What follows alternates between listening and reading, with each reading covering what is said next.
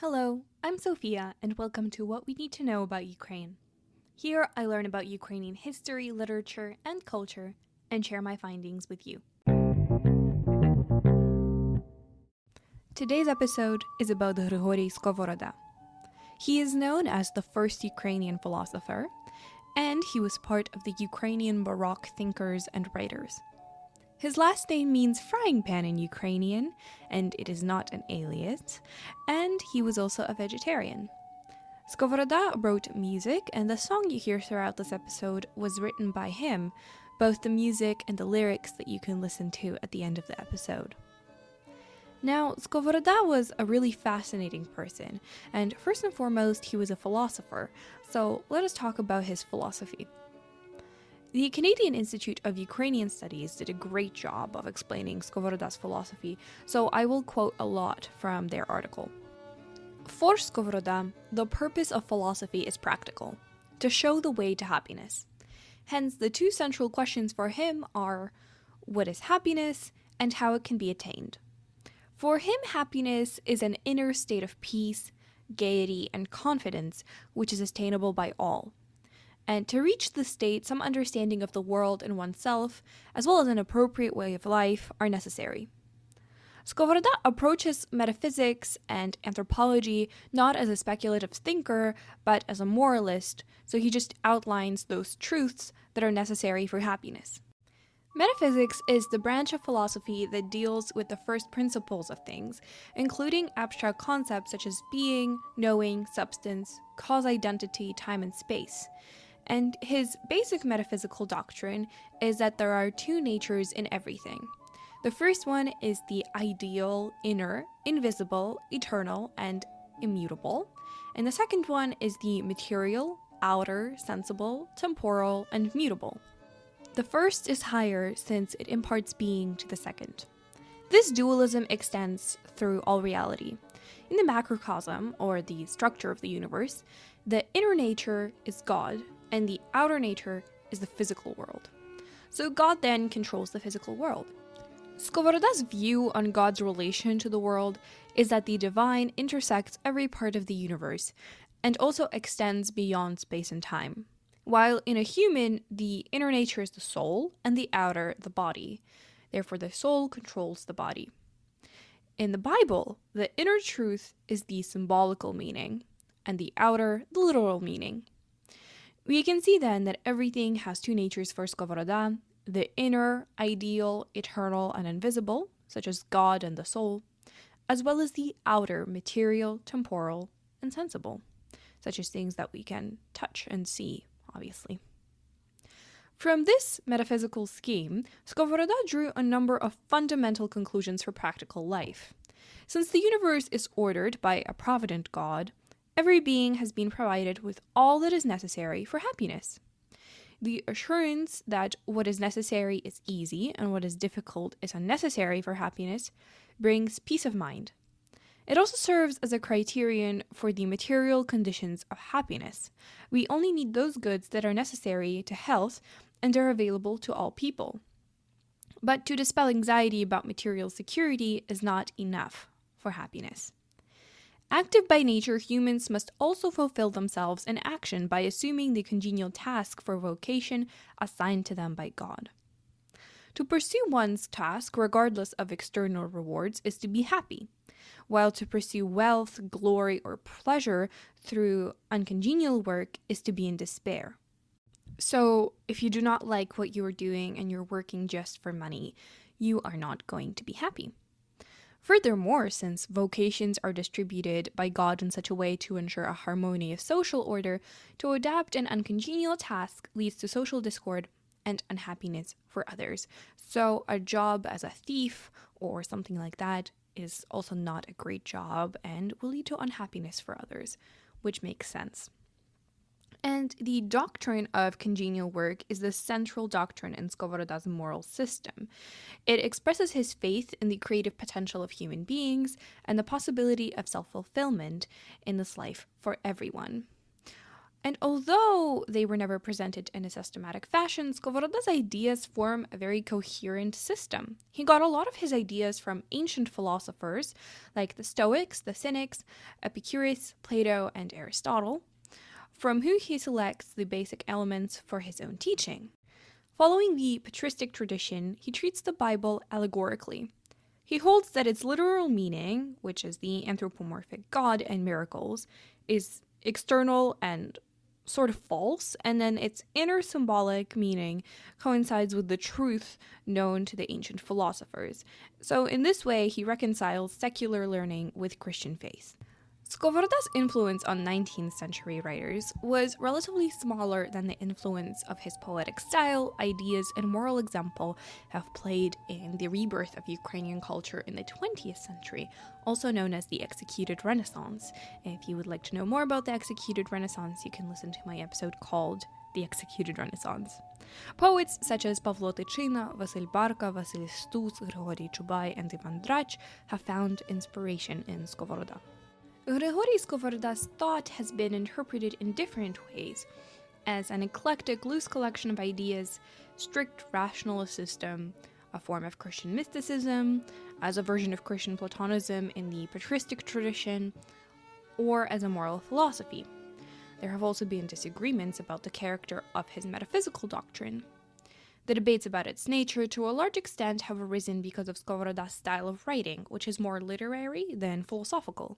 His ideas are not organized or presented in a systematic way, but are scattered throughout his dialogues, fables, letters, and poetry. Skovoroda preferred to use symbols, metaphors, or emblems instead of well-defined philosophical concepts to convey his meaning. Moreover, he delighted in contradiction, and often left it to the readers to find their way out of an apparent one. In the absence of explicit statements of doctrine and expected solutions to obvious problems, it is sometimes uncertain what exactly Skovoroda had in mind. Now, let's look at an example of his philosophical and literary work, a fable. In his fables, Skovoroda told a story and then a moral, which he called a strength. And sometimes the strength was longer than the actual story. This is the fable that he wrote called The Deer and the Boar. In the Polish and Hungarian mountains, a deer saw a boar and went to greet it. "Good health, Mr. Boar. I am glad that you—" "Why are you so disrespectful, you scoundrel?" shouted frowning the boar. "Why do you call me a boar? Don't you know that I am promoted to a ram? I have a patent that my family comes from the noblest of beavers, and instead of a cloak when I am in public, I wear skin torn off a sheep." "I am sorry, Your Honor," said the deer. "I didn't know that. We simple animals judge not by the clothes and words, but by the actions. You are digging the earth just like you used to, and you still tear down fences. God bless you to be a horse one day." Strength. One cannot be surprised at the fools who despised and dishonored the most honest and invaluable beat of virtue, just to make it through the ranks, completely inconsistent with their inclinations. What devil whispered in their ear that name and clothes will change their existence, and not an honest life worthy of rank? Here are truly Aesop's rooks that dress in someone else's feathers. From such a stitched existence, life resembles a boat in which monkeys traveled the sea dressed like humans, and none of them knew how to steer. Anyone who has enlightened eye will see what a plethora of monkeys dressed in lion's skin there is. And what are they dressed for? In order to satisfy their desires more freely, to disturb people and break through the barriers of civil laws? And no one worthy of honor is ever as angry as these monkeys with donkeys and boars. As the ancient Greek proverb says, "A monkey is a monkey, even in a golden outfit." As we can see, there is no sharp distinction between Skovoroda's literary and philosophical works. His collection of 30 verses, titled Garden of Divine Songs, his dozen or so actual songs, his collection of 30 fables that are called the Hryhorii fables, his translations of Cicero, Plutarch, Horace, and Ovid, as well as Muretus, and his letters, which are written mostly in Latin, are generally grouped together under the category of his literary works. Some of his songs and poems became widely known and also became part of Ukrainian folklore. His philosophical work consists of a treatise on Christian morality as well as 12 dialogues. But all of his works contain philosophy in one way or another. He also wrote mainly in Ukrainian. Now let's talk about who was Skovoroda and what was his biography. He was born in 1722 in a small town in today's Poltavska Oblast, Ukraine. His father was a Cossack, and Hryhorii studied philosophy in Kyiv-Mohyla Academy. At the age of 19, he was taken out of his studies, probably against his will, to St. Petersburg to sing in the imperial choir for 3 years. There, he sang operas and songs in church for the empress. He was described to be a proficient player on the flute, torban, and kobza, as well as some other instruments. At the age of 22, he quit when he returned to Kyiv, where he studied philosophy once again. Soon after that, he left to travel Europe as part of the Tokaj Commission for procurement of wines for the royal court, Tokaj being a city in Hungary that is still known for its wine today. Some think that he was taken there as a representative of the church in some sort, or as a translator, since he knew many languages, but some believe that he went as a friend of a general who was in charge of this commission. He traveled for 5 years, where he visited modern-day Hungary, Austria, as well as most likely Italy and Germany. He kept developing his philosophy, learning and exploring these other countries while talking to the elites and the intelligentsia there. After his travels, he returns to Kyiv, where he is invited to teach poetics in Pereyyaslav Collegium. He already had his own opinions and did not want to follow the dogma set out to him by the Collegium, so he wrote his own lectures on poetics that did not necessarily align with those of Pereyyaslav Collegium, and was kicked out after a year of work. Or perhaps he left himself after not being allowed to teach his course, which was entitled Discourse on Poetry and a Guide to the Art of It. He chronically could not find an understanding or a common language with the school leadership anywhere that he taught. Perhaps of his fiery nature, and which also contributed to the conflicts, the philosopher called his opponents unhewn pillars. In 1751, he returns to Kyiv-Mohyla Academy, where he studies theology, but he never finishes any of his degrees, despite being a lifelong student. He even signed his name as Student Skovoroda for most of his life. 2 years later, he started working as a tutor in an extremely rich family that owned lots of land. Skovoroda was invited to teach the son of the family, whom he was able to teach quite well. But Hryhorii was not liked by the head of the family initially. He was not treated very well, and he was not allowed to breach the contract he got himself into, so he got himself fired by calling his students' thinking as that of a pig's head. The boy's mother got really mad, and he was fired. A little while later, though, as Skovoroda was a wonderful teacher and wonderfully smart and knowledgeable, he was invited back under better terms, which he agreed to. A few years later, the child was old enough to continue his education in the collegium, so Skovoroda changed his work again. This time with interruptions from 1759 to 1769, he taught subjects such as poetry, syntax, Greek, and ethics at the Kharkiv Collegium. He was the only layperson that taught there, and to keep teaching he needed to join some religious institution, like a monastery in some way, which he rejected multiple times throughout his life. He was even invited by the Kyiv-Pechersk monastery, but this kind of secure life was too comfortable, too secure for him. It had no challenges, and all this went against his philosophy. Another reason for this being Skovoroda's last teaching job is because during this time there was a change for Russification on the territories of Ukraine, especially eastern Ukraine, like Kharkiv Oblast. There is an increased amount of dogma being forced by the Russian imperial court onto people working in religious institutions and teachers and professors as well. Since Skovoroda had his own original view of both religion and education, as well as science and ethics, he gets constantly pressured and harassed into teaching differently. Skovoroda was also really big on freedom, but freedom was not part of the dogma being forced by the Russian imperial court.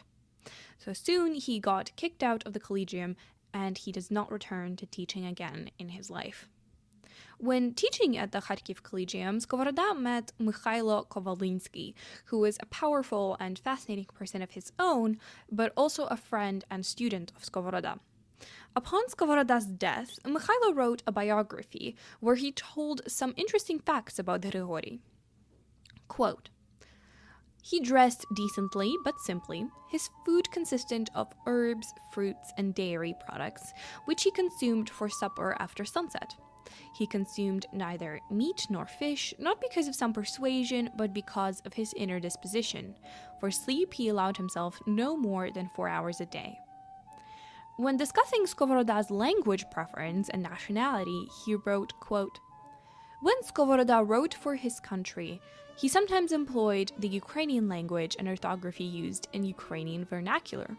He always loved his native language and rarely forced himself to speak in a foreign language, and he preferred Hellenic to all other foreign languages." End of quote. So from this we can tell that Skovoroda spoke Ukrainian, wrote in Ukrainian, and considered himself to be Ukrainian. Until his death in 1794, Skovoroda constantly traveled and wrote. He died in a village where he worked for the last years of his life. He was a very peculiar and determined person, that he not only asked for a specific epitaph to be put on his tombstone, but he also dug his own grave and basically decided when he was going to die. The village in which he died is now called Skovorodinivka, after him, and a museum dedicated to him was destroyed in August of 2022 by Russian shelling. That same year of 2022 celebrated 300 years since the birth of Hryhorii Skovoroda.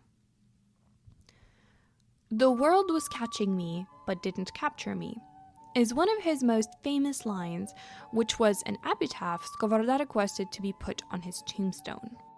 I think it really captures who Skovoroda was. He was a very determined person and did not diverge from his philosophy even when it meant that he was going to be relatively poor. Even though he has been forced and heavily criticized for his teachings, which focused more on freedom and happiness rather than being subordinate to anything or anyone, let it be the state or public opinion. For as Skovoroda said, "Can someone who does not know what black is talk about white?"